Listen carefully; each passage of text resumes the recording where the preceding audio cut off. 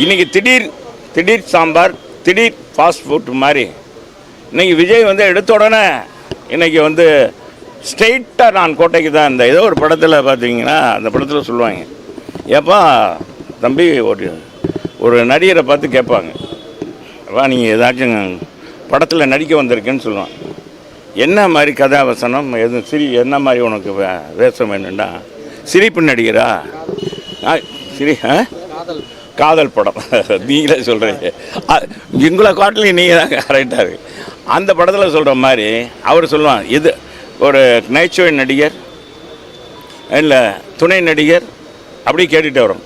No ஒரு வில்லனப்பா, no ஸ்ட்ரெயிட்டாக கதாநாயகன் தான். அது மாதிரி நம்ம விஜய் வந்து அடுத்து இப்போ வந்து அவர் கதாநாயகனாக இருக்கார். அது மாதிரி அவர் படிக்க வேண்டிய பாடங்கள் நிறையா இருக்குது.